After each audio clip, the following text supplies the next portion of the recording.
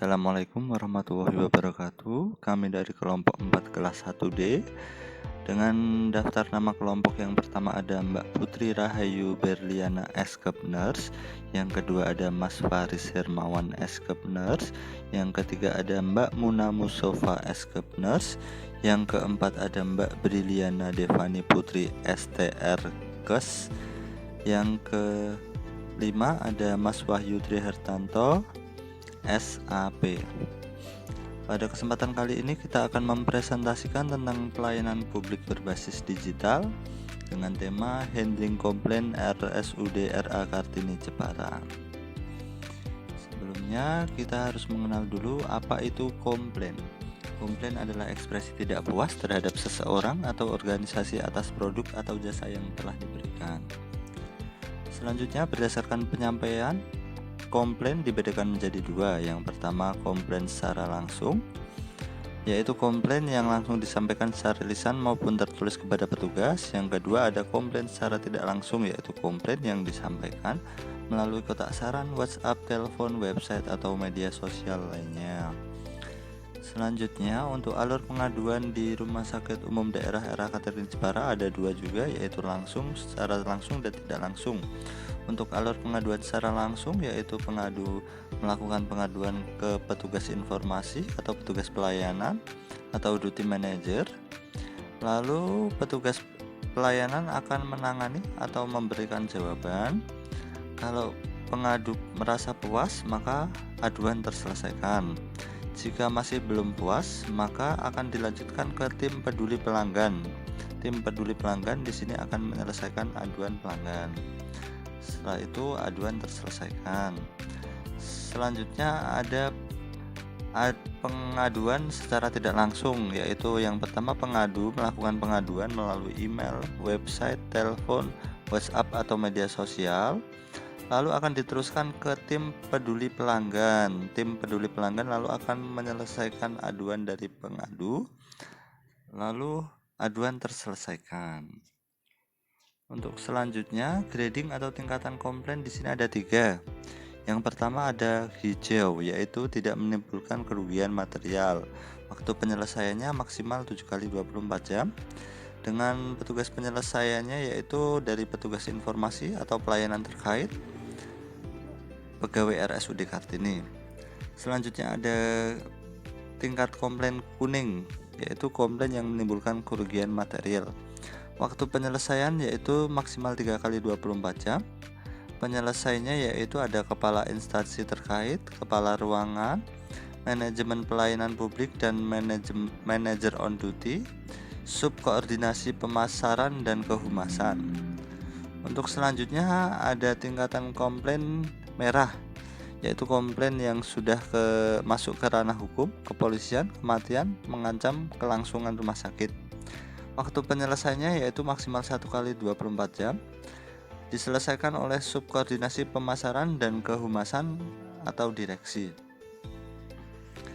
Untuk selanjutnya, layanan pengaduan Rumah Sakit Umum Daerah RA Kartini Jepara ada beberapa media untuk melakukan pengaduan. Yang pertama ada melalui telepon di 0291 591 175 atau melalui WhatsApp di 0821 3779 1415 atau bisa melalui Instagram di @ppid.rsudkartini atau di Twitter @ppidrsudkartini atau bisa melalui email di rsu_kartini@yahoo.com. Bisa juga melalui website di https://rsudkartini.jepara.go.id. Bisa juga melalui kotak saran yang tersedia atau scan barcode yang ada pada foto ini. Selanjutnya, untuk tata cara melakukan pengaduan, yang pertama harus mencantumkan nama, nomor HP, alamat. Gunakanlah bahasa Indonesia yang baik dan benar, dan uraikan pokok permasalahan atau kronologis secara jelas dan lengkap. Selanjutnya kita akan mempresentasikan alur pengaduan melalui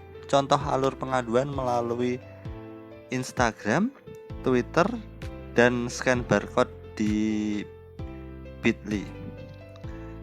Berikut kita presentasikan untuk contoh alur pengaduannya.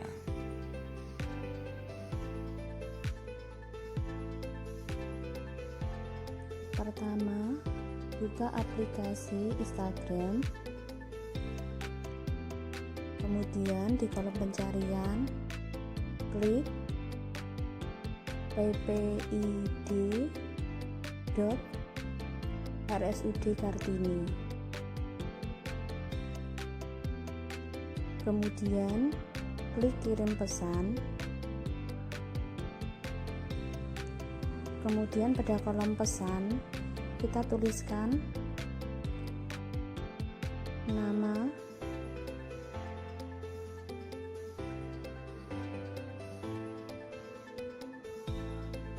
kemudian alamat, serta keluhan. Kemudian klik tombol kirim.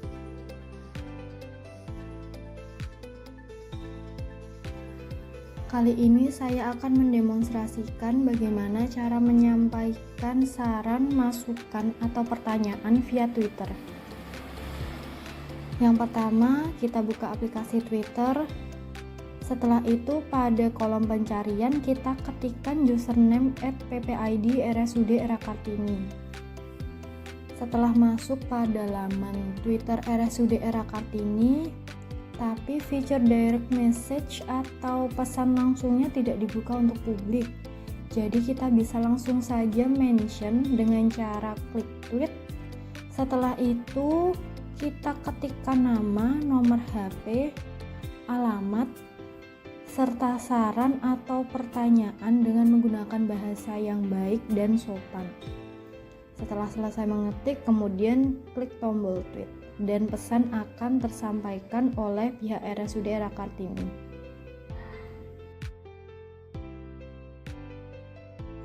Salah satu media untuk menyampaikan saran, keluhan, dan aduan di RSUD RA Kartini Kabupaten Jepara adalah melalui scan barcode berikut atau melalui link tersebut di atas. Untuk langkah pertama, saat Anda menyampaikan aduan melalui link tersebut, Anda dapat melakukan scan barcode atau dengan membuka browser dan mengetikkan alamat sesuai dengan link tersebut di atas. Selanjutnya akan muncul tampilan awal saluran peduli pelanggan seperti tampilan berikut. Untuk melanjutkannya, silakan klik tombol next pada halaman tersebut.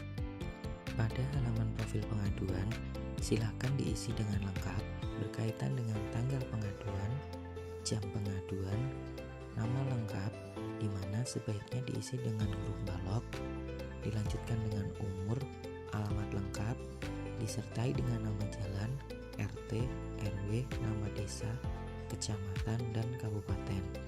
Dan yang terakhir dilengkapi dengan nomor kontak yang dapat dihubungi. Setelah semua terisi dengan lengkap, silakan klik tombol next.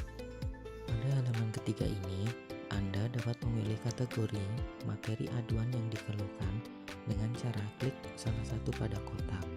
Dalam hal ini, pelapor dapat memilih lebih dari satu jenis kategori aduan. Selanjutnya, lengkapi ringkasan pengaduan pelanggan pada bagian catatan lainnya. Selanjutnya, Anda akan disuguhi dengan pertanyaan terkait dengan saluran ini dan masukan kepada rumah sakit. Setelah semua terisi dengan lengkap, Anda bisa mengakhiri pengaduan dengan klik tombol submit.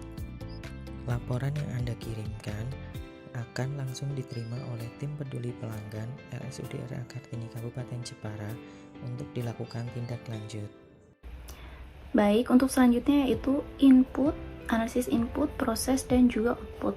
Inputnya yaitu berupa klien atau masyarakat menyampaikan aduan, keluhan, dan saran secara tidak langsung, yaitu melalui platform yang tadi disebutkan tadi seperti WhatsApp, Instagram, Twitter, email, link atau barcode layanan pengaduan maupun website. Kemudian setelah itu diproses.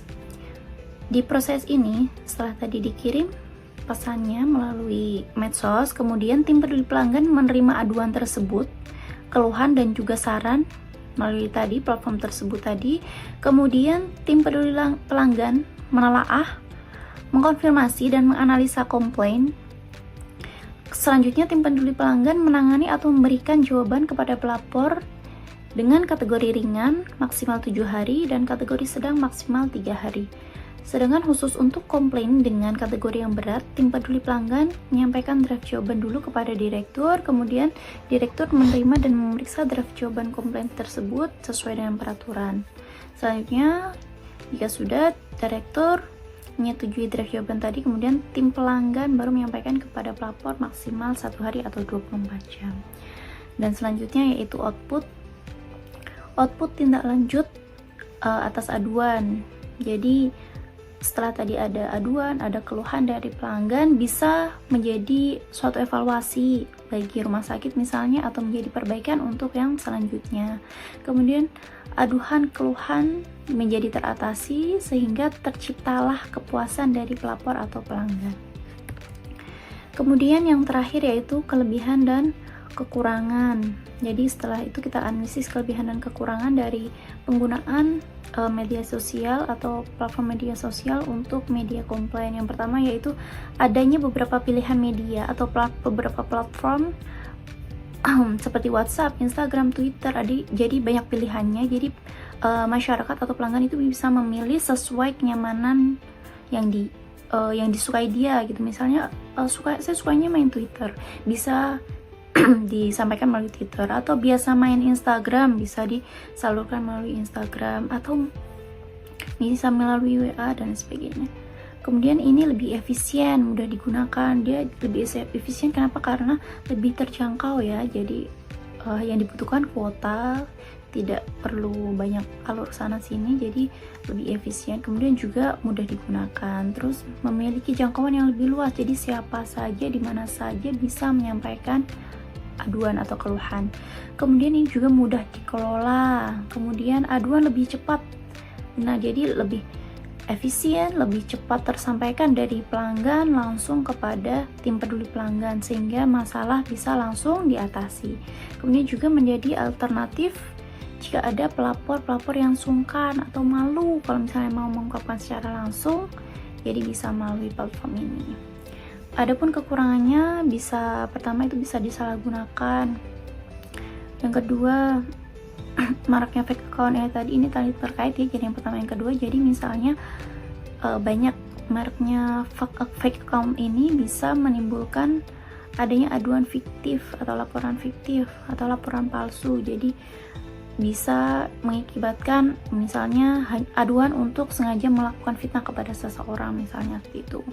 Kemudian masih adanya orang yang belum melek teknologi atau belum melek digital, jadi satu menjadi hambatan untuk kelancaran daripada program ini. Demikian dari kami. Kurang lebihnya mohon maaf. Wassalamualaikum warahmatullahi wabarakatuh.